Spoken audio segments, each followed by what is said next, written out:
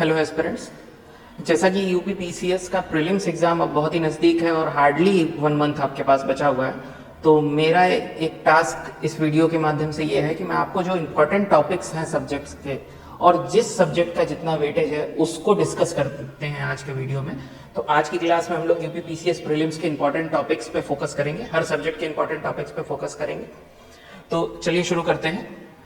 अगर आप UP PCS के प्रीलिम्स के पेपर को देखते हैं तो सबसे ज्यादा वेटेज आपको करंट अफेयर्स का मिलता है। पिछले 5 साल के पेपर की एनालिसिस के आधार पे मैंने ये डेटा बनाया है। 25 से 30% क्वेश्चंस जो हैं वो करंट अफेयर से आते हैं।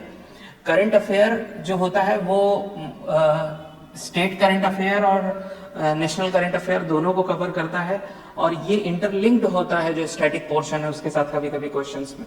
उसके बाद जो सबसे ज्यादा वेटेज है वो हिस्ट्री का है जो 15 से 18% तक का है आपका। फिर ज्योग्राफी का है जो 12 से 14% है।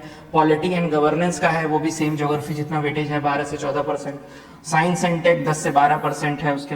उसके बाद इन्वायरमेंट आता है। इकोनॉमी यूपीएससी के रिलेवेंस में के हिसाब से कम पूछी जाती है यूपी पीसीएस में प्रीलिम्स में।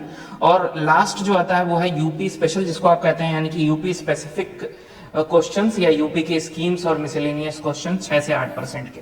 तो अगर हम पिछले 5 साल की एनालिसिस करते हैं पेपर की तो इस तरह का कुछ फिगर हमारे सामने आता है जो इसी पीरियोरिटी में सेट है कि जो सबसे ज्यादा पूछा जाता है वो करंट अफेयर, फिर हिस्ट्री, फिर ज्योग्राफी, फिर पॉलिटी, साइंस, इन्वायरमेंट, इकोनॉमी और यूपी स्पेशल जिसको हम कहते हैं। अब चलिए जरा इसको डिटेल में अंदर देखते हैं कि जो क्वेश्चंस पूछे जाते हैं वो किस तरह से है। तो जब आप देखेंगे तो करंट अफेयर के क्वेश्चंस लिंक्ड होते हैं स्टैटिक टॉपिक्स में। जैसे इन्वायरमेंट में अगर इन्वायरमेंट की कोई ट्रीटी है तो वो क्वेश्चन कोप से रिलेटेड हो सकता है। ज्योग्राफी में भी करंट अफेयर। पॉलिटी में आपको जो चीज पे फोकस करना होगा वो जैसे लैंडमार्क जजमेंट्स हैं, कॉन्स्टिट्यूशनल आर्टिकल्स हैं, रीसेंट अमेंडमेंट अगर कोई हुआ है पॉलिटी में तो आप उस पर फोकस ज्यादा करेंगे, उसको ध्यान दीजिए। ज्योग्राफी में मैप्स की प्रैक्टिस करिए, फिजिकल और इंडियन ज्योग्राफी पे ज्यादा वर्क करिए, उससे क्वेश्चन यूपी पीसीएस में ज्यादा आते हैं। साइंस में अगर आप फोकस कर रहे हैं तो आप टेक पे भी फोकस करिए। रिसेंट जो न्यूज में टेक है यानी कि जो 1 साल में रहे हैं उसको पूछता है वो। फैक्चुअल डेटा ज्यादा पूछता है तो बहुत डीप स्टडी में नहीं जाना है साइंस के मामले में।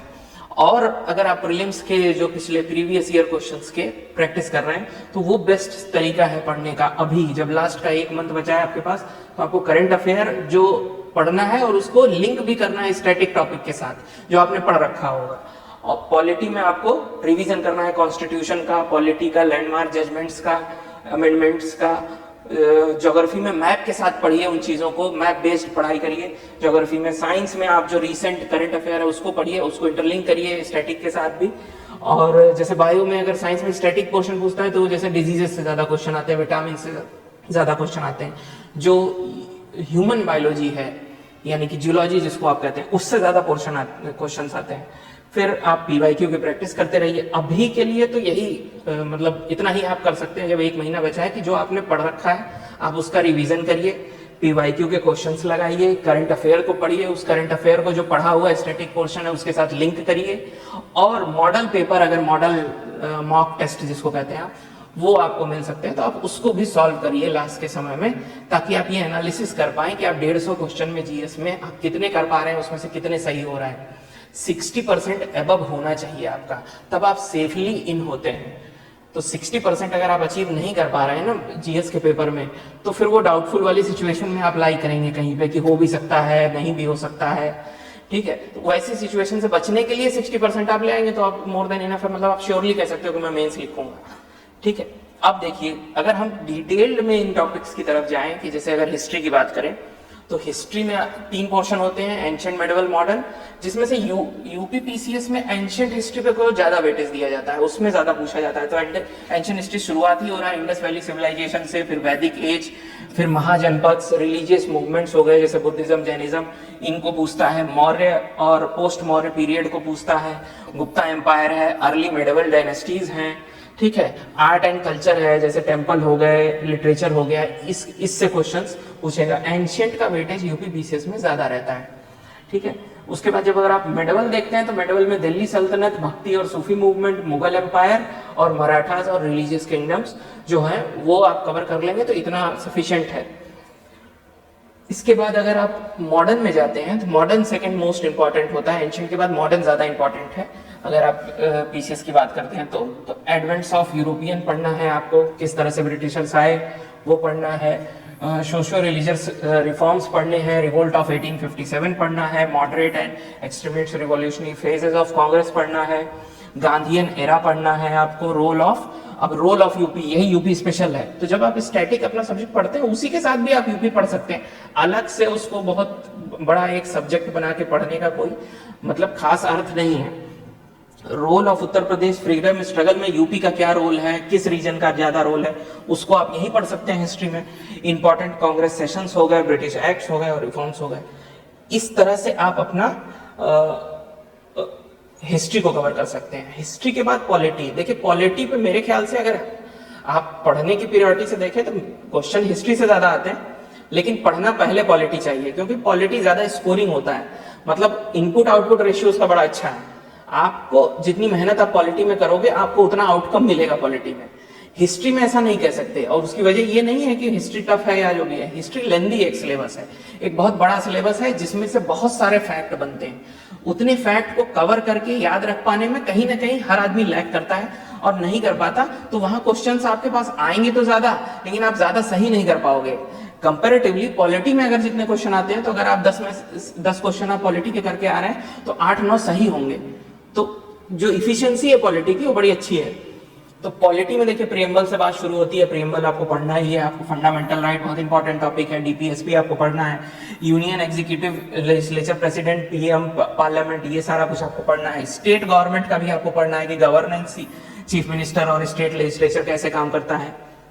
फिर लोकल सेल्फ गवर्नमेंट पढ़ना है आपको, जो पंचायती राज और अर्बन बॉडीज हैं उनको पढ़ना है आपको। Constitutional and non constitutional bodies जैसे यूपीएससी है, सीएजी है, नीति आयोग है, इनको पढ़ना है आपको। फिर जुडिशरी में supreme court, high court, judicial review, PIL क्या होता है, ये सब चीजों को आपको पढ़ना है। फिर इंपॉर्टेंट अमेंडमेंट्स आपको पढ़ने होंगे। अमेंडमेंट्स मैंने आपको पहले भी कहा था, ये करंट बेस में भी जो होते हैं अमेंडमेंट्स वो पढ़ने पड़ते हैं, जैसे current affair based polity question, जैसे आरटीआई स्कीम है, सिटीजनशिप एक्ट है, और भी जो स्कीम्स आ रही हैं वो है जो साल में आई है। और गवर्नेंस, यूपी का गवर्नेंस आपको पढ़ना पड़ेगा, यूपी के गवर्नेंस से क्वेश्चन आएगा। अगर गवर्नेंस से क्वेश्चन आता है तो यूपी रिलेटेड वो आएगा, वो यूपी स्पेशल में भी आप उसको काउंट कर सकते हैं, या इस तरह से सब्जेक्ट के साथ ही पढ़ लीजिए। मेरा सजेशन रहता है सब्जेक्ट के साथ ही पढ़ लेने का।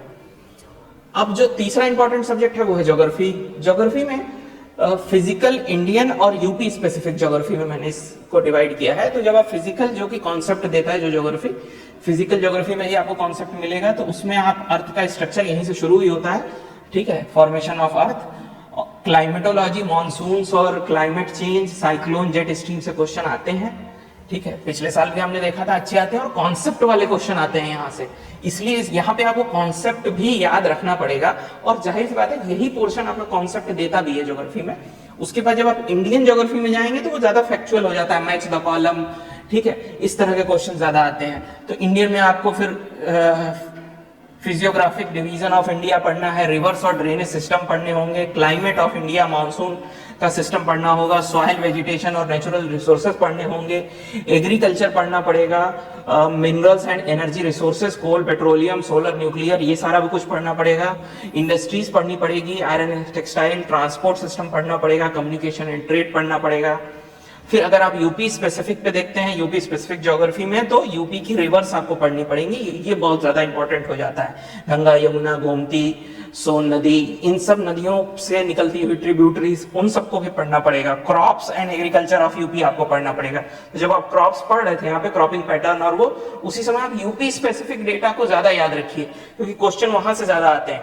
इंडस्ट्रियल रीजन्स पढ़ने पड़ेंगे यूपी के, और वाइल्ड लाइफ सेंचुरीज जो यूपी की हैं वो इंपॉर्टेंट हो जाती है, ठीक है। तो इस तरह से हम ज्योग्राफी को कवर कर सकते हैं।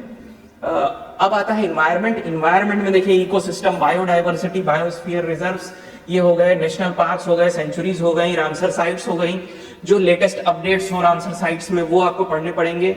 यूपी में कौन कौन सी हैं, जैसे सेकंड यूपी में कितनी रामसर साइट्स हैं, कौन कौन सी हैं, वो ज्यादा आपको इंपॉर्टेंट याद रखना पड़ेगा।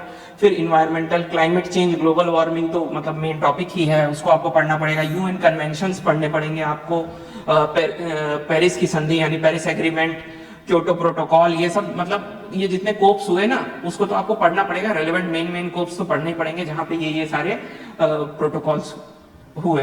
फिर गवर्नमेंट स्कीम्स आपको पढ़नी पड़ेंगी इससे रिलेटेड, जैसे प्रोजेक्ट टाइगर वगैरह, ये सब करंट अफेयर का भी पार्ट है, सब्जेक्ट का भी पार्ट है। जब आप करंट अफेयर पढ़ेंगे तो आप उसमें ये पढ़ेंगे ही, ठीक है। तो करंट अफेयर और स्टैटिक को लिंक करना आपको आना चाहिए।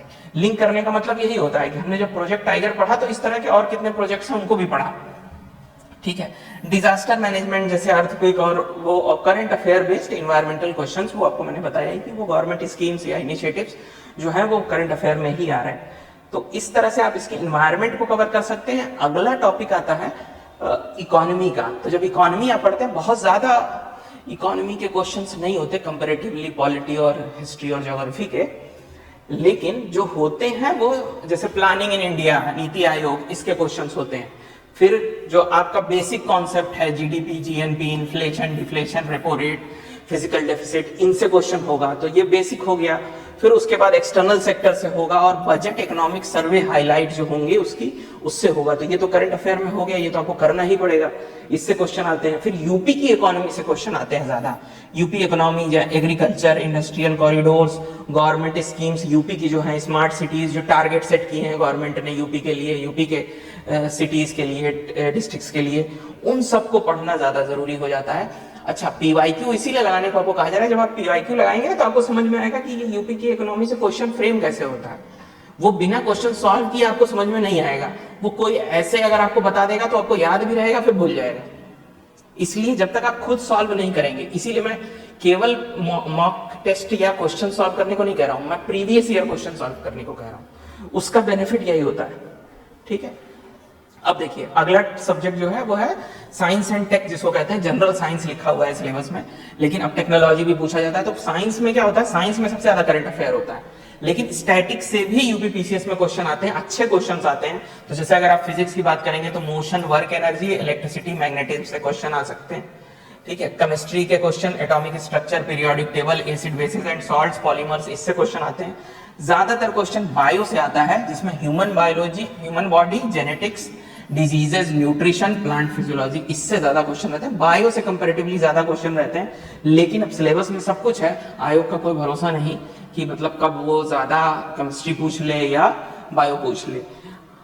अप्लाइड साइंस में जो है वो करंट अफेयर बेस्ड होता है, यानी कि जैसे स्पेस टेक्नोलॉजी के जो मिशंस हैं, आदित्य L1 गया, गगनयान गया, चंद्रयान है, इसरो के जो मिशंस हो गए, उसी तरह डिफेंस में जो मिसाइल्स हैं, DRDO प्रोजेक्ट्स हैं, या न्यूक्लियर कोई नया अपडेट है। फिर बायोटेक्नोलॉजी में जैसे GM क्रॉप्स है, स्टेम सेल्स है, DNA सीक्वेंसिंग है, इस पे जीनोम एडिटिंग है, इस पे क्वेश्चंस पूछे जा सकते हैं। IT और कंप्यूटर्स, यानी कि जैसे artificial intelligence, 5G, quantum computing, cyber security, इस सब से क्वेश्चन आता है। इन्वायरमेंट टेक से भी आता है, जैसे renewable energy, green hydrogen mission, इससे क्वेश्चन आ सकता है। इलेक्ट्रिक व्हीकल्स, इनसे क्वेश्चन आ सकते हैं। तो ये जो रिफॉर्म्स हो रहे हैं इन पे क्वेश्चन आता है। तो ये जो लेटेस्ट 1 साल के डेवलपमेंट्स हुए हैं ना साइंस में, अप्लाइड साइंस में, उस पे क्वेश्चन आता है, ठीक है। तो ये हो गया। उसके बाद करंट अफेयर जो आपका है वो तो मैंने आपको बताया कि अलग अलग सब्जेक्ट का स्टैटिक के साथ ही करंट अफेयर आप कर सकते हैं। फिर भी अगर आप देखना चाहें तो गवर्नमेंट स्कीम सबसे ज्यादा इंपॉर्टेंट हो जाती है, जो कि सेंट्रल और यूपी दोनों की आपको पढ़नी पड़ेगी। फिर समिट्स एंड कॉन्फ्रेंसेस आपको पढ़ने पड़ेंगे, जैसे कि एनवायरनमेंट में मैंने बताया आपको, रिपोर्ट्स पढ़नी पड़ेंगी आपको, अवार्ड्स एंड ऑनर्स पढ़ने पड़ेंगे। जो अवार्ड्स मिले हैं वो यूपी में पूछा जाता है। स्पोर्ट्स में जो भी न्यूज में है, जैसे वर्ल्ड कप है, यूपी स्पोर्ट पर्सनालिटीज हैं, उनसे क्वेश्चन आ सकता है। इंटरनेशनल ऑर्गेनाइजेशन जैसे UN, WHO, ब्रिक्स, इन सबसे क्वेश्चन आ सकता है। और Indian foreign relations and agreements, मतलब भारत के जो अंतरराष्ट्रीय संबंध है, इंटरनेशनल रिलेशंस, उससे क्वेश्चन पूछे जा सकते हैं। अगर वो न्यूज में है, हाईलाइटेड है, तो उससे क्वेश्चन आता है। तो इस तरह से टॉपिक्स बाइफरकेट होते हैं, तो आपका GS कवर होता है। और केवल GS ही नहीं है प्रीलिम्स में। प्रीलिम्स में एक दूसरा पेपर होता है CSAT, जिसको क्वालिफाइंग नेचर का जो होता है, अक्सर बच्चे उसमें भी दिक्कत करते हैं। तो अगर आप GS के पेपर को देखेंगे, जिसको आप सेकंड पेपर कहते हैं GS का, CSAT के पेपर को, तो उसमें बेसिक न्यूमेरेसी से क्वेश्चन आता है, जैसे percentage, ratio, average, profit and loss, simple interest, compound interest, speed, time, distance, probability, permutation, combination, इन सब से क्वेश्चन आता है। अगर आपकी मैथ अच्छी है तब तो ये आप कर ले जाएंगे, ठीक है। इसके क्वेश्चन कॉन्सेप्ट बेस पे होते हैं, बहुत ज्यादा डेटा नहीं होता, बहुत कैलकुलेशन नहीं करनी पड़ती बड़ी सी। फिर लॉजिकल रीजनिंग के क्वेश्चन आते हैं, एनालिटिकल एबिलिटी के आते हैं, डेटा इंटरप्रिटेशन के आते हैं, डिसीजन मेकिंग के आते हैं। उसके बाद कॉम्प्रीहेंशन आता है, सबसे ज्यादा कॉम्प्रीहेंशन ही आता है, गद्यांश जिसको आप कहते हैं। सेफ साइड यही है, लेकिन कॉम्प्रीहेंशन की कोई ट्रिक नहीं होती। इसकी ट्रिक यही है कि आप जितना ज्यादा से ज्यादा पैसेज लगाएंगे उतनी आपको पैसेज को समझने की एबिलिटी बढ़ेगी। तो प्रैक्टिस ही इसका एक सही अच्छा तरीका है कॉम्प्रीहेंशन की। अगर आप बात करते हैं मैथ में भी practice makes a man perfect है, तो प्रैक्टिस अगर आप करेंगे तभी परफेक्शन की तरफ जाएंगे। लेकिन इसको पढ़ने के लिए भी आपको चाहिए, क्योंकि रेशियो, एवरेज, ये सब के कॉन्सेप्ट पढ़ने होंगे आपको। फॉर्मूला नहीं भी याद है, बेसिक कॉन्सेप्ट से आप लगाएंगे, क्योंकि टाइम बहुत होता है, 100 क्वेश्चन होते हैं इसमें। अगर आप 50 भी सही करके आ गए तो आप सेफली इन है। 33% नंबर चाहिए हमें, 33% चाहिए, मतलब 100 में से 33 सही होने चाहिए, यही करना है हमें। तो हम 50 ही अटेम्प्ट करके आए, तो हमारे पास टाइम का फाउंडेशन नहीं होता। आप let the value be x करके मान के भी करेंगे और सॉल्व कर लेंगे। मकसद क्या है कि 2 मिनट लगे, 4 मिनट लगे, आंसर सही आ जाए, ठीक है। तो इसलिए सीसेट का पेपर उतना टफ नहीं है, लेकिन निगलेक्ट भी नहीं कर सकते कि कुछ नहीं पढ़ के गए तो भी कर लेंगे, ऐसा नहीं होगा। आपको इसकी प्रैक्टिस करके जानी पड़ेगी। प्रैक्टिस करने के लिए पीवाईक्यू सबसे अच्छा तरीका है। पीवाईक्यू उसको पढ़िए, उसको देखिए। अगर आप मैथ में वीक हैं तो समर्पण आईएएस के ऐप पे जाइए, मैंने ही क्लासेस ले रखी हैं सीसेट के बेसिक न्यूमेरेसी की, उन क्लासेस को एक्सेस करिए, ऑलमोस्ट फ्री है वो। समर्पण आईएएस के यूट्यूब चैनल पे भी पड़ा हुआ है, तो आप वहां से जो बेसिक कॉन्सेप्ट है, जो ये बेसिक न्यूमेरेसी वाले क्वेश्चन है, वो आराम से आप कर लेंगे सही। उसमें यूपीएससी और यूपीपीसीएस दोनों के डिस्कस किए हैं मैंने, ठीक है।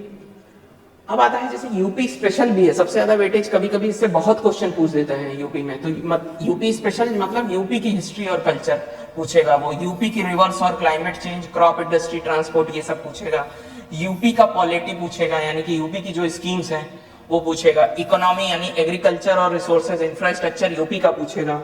फिर करंट स्कीम्स जो यूपी गवर्नमेंट चला रही है, जैसे 1 डिस्ट्रिक्ट 1 प्रोडक्ट, मिशन शक्ति, स्टार्टअप पॉलिसी, ये सब जो यूपी की पॉलिसीज हैं वो पूछना है। Folk dance, music fairs, festivals of UP, ये आ गया यूपी के उसमें। टूरिज्म और हेरिटेज साइट्स जो है यूपी की, जैसे अयोध्या है, काशी है, प्रयागराज है, इन सब पे क्वेश्चन बनते हैं। तो यूपी स्पेसिफिक जब आप पढ़िए तो आप इन पॉइंट्स को ध्यान में रख के पढ़िए कि हमें ये कवर करना है। बुक्स में जब आप जितनी मोटी बुक लेंगे उसमें बहुत कुछ दिया होगा, वहां से भी आपको फिल्टर करना होगा कि मुझे ये टॉपिक के रेलेवेंस के हिसाब से पढ़ना है। तो मेरे ख्याल से जो मैंने टॉपिक डिस्कस कर दिए उससे आपको ये पता चल गया कि आपको टारगेट कहाँ करना है, किस सब्जेक्ट को ज्यादा टारगेट करना है, कहाँ पे थोड़ा सा एट अ ग्लांस देख के चले जाना है।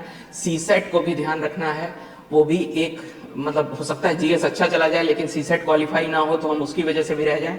तो उस कंडीशन में नहीं आना है, अपने आप को सिक्योर कंडीशन में रखना है। जीएस में 60% और सीसेट में 50% को टारगेट करके चलना है, ताकि हम सेफली प्रीलिम्स में इन हो और उसके बाद मेंस लिख सकें। तो मेरे ख्याल से ये वीडियो काफी हेल्पफुल रहा होगा आपके लिए, और इसी तरह के और वीडियोस के साथ मैं आपके साथ मिलता रहूंगा। बहुत बहुत धन्यवाद।